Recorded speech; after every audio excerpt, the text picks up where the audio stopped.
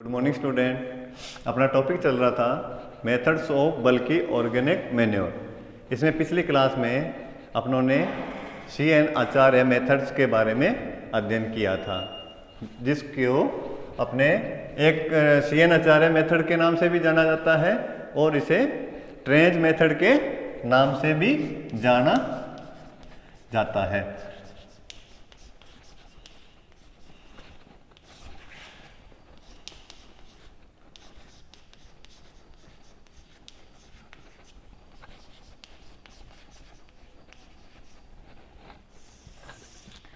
अपने को trench method oblique में CN आचार्य मेथड, जिसका अध्ययन अपनों ने नेक्स्ट क्लास में कर लिया था। इस क्लास में हम इसके नेक्स्ट मेथड है जो कि प्रेजेंट फेमस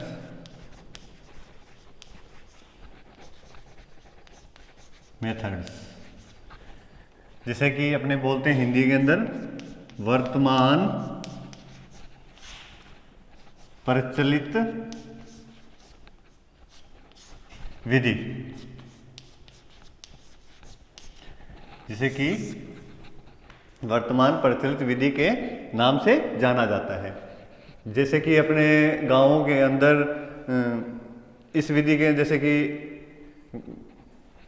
पशु के द्वारा किया हुआ गोबर ऊपर से उठा करके ईंधन के रूप में यूज कर लिया जाता है, और जो मिट्टी के साथ सटा हुआ गोबर और मिट्टी होती है उसको इकट्ठा करके और बचा हुआ चारा अपने ला करके एक गड्ढे में डाल देते हैं, जो कि ओपन के अंदर खाद बनती है।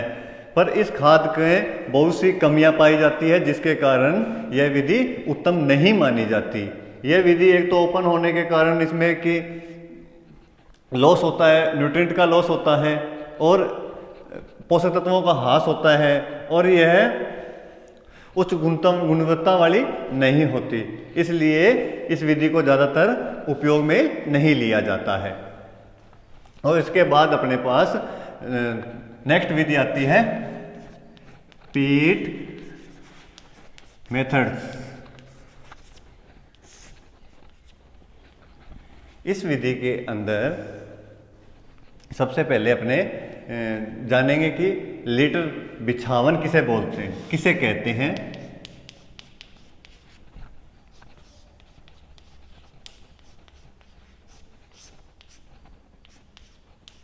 लीटर या बिछावन पहले किसे कहते हैं, पहले ये जानेंगे अपने।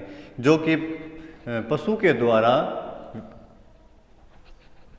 किया हुआ मूत्र गेहूं के भूसे में कंजर्व किया जाता है, उसे ही बिछावन कहते हैं। जैसे कि पशु के बैठने वाली जगह पर हम भूसे को बिछा देते हैं, जिससे पशु के द्वारा किया हुआ मूत्र उस भूसे के अंदर कंजर्व हो जाता है, उसके अंदर संरक्षित हो जाता है, और उस जो कंजर्व मूत्र और चारा होता है उसी को ही अपने बिछावन बोलते हैं। इस मेथड के अंदर एक पिट बनाया जाता है, ठीक है, अपने जैसे कि पिट बनाते हैं।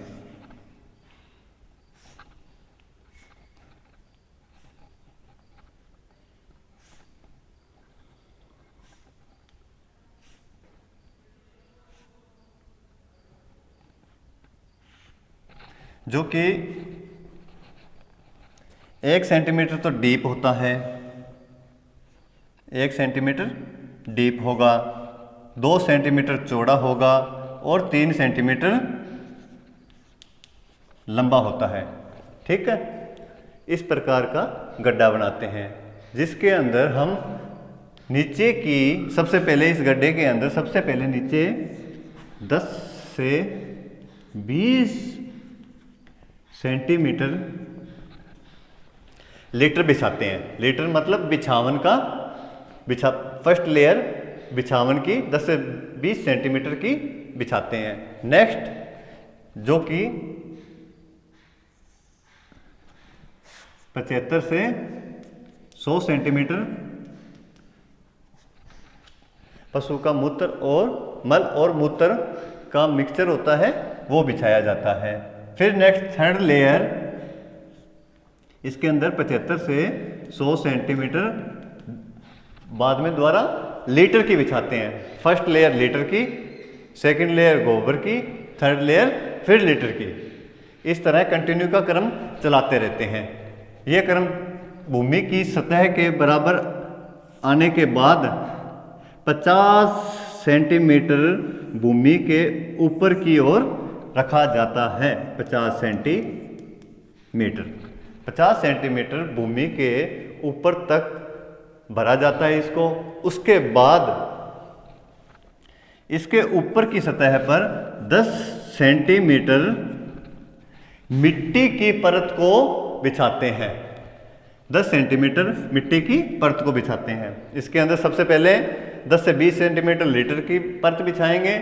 उसके बाद 75 से 100 सेंटीमीटर अपने मल और मूत्र का परत बिछाएंगे और उसके बाद 75 से 100 सेंटीमीटर लीटर की परत बिछाएंगे। ये क्रम कंटिन्यू करते रहेंगे और भूमि की सतह के 50 सेंटीमीटर ऊपर तक का यह क्रम करेंगे और उसके ऊपर 10 सेंटीमीटर मिट्टी की परत बिछाएंगे।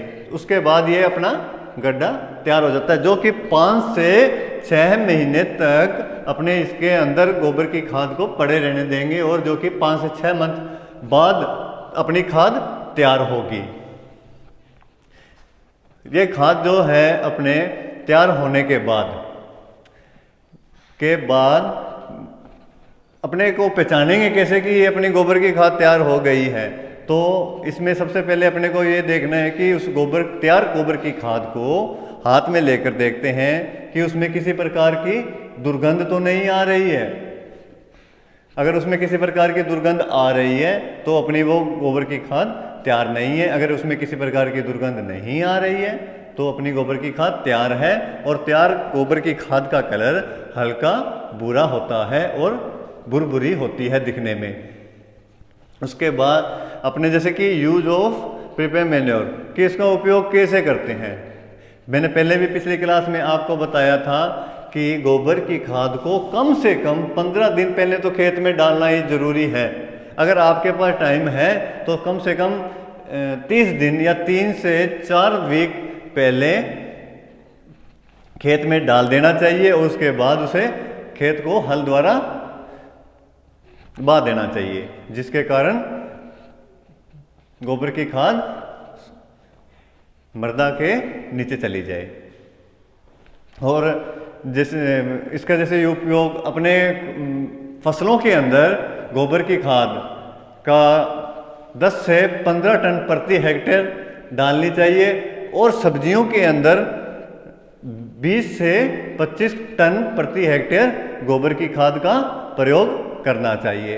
अपने जो कि गोबर के द्वारा जो खाद बनाई जाती थी वो 3 प्रकार के मेथड थे। फर्स्ट नंबर ट्रेंच मेथड, जिसको CN आचार्य मेथड के नाम से भी जाना जाता है, और second number present famous method, जो कि वर्तमान प्रचलित विधि के नाम से भी जाना जाता है, जो कि अपने ज़्यादातर गांवों के अंदर करते हैं।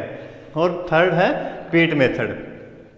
इसके अंदर अपने एक गड्ढा बनाते हैं, गड्ढे में लीटर और गोबर की परतों को बिछा करके बनाया जाता है। ठीक है, और आइडेंटिफाई आपको पता चल गया। और कितनी कितनी क्रॉप्स में डालना चाहिए, 10 से 15 टन प्रति हेक्टेयर फसलों के लिए और 20 से 25 टन प्रति हेक्टेयर सब्जियों के लिए तैयार खाद को मृदा में मिलाना चाहिए। नेक्स्ट क्लास आगे पढ़ेंगे अपने।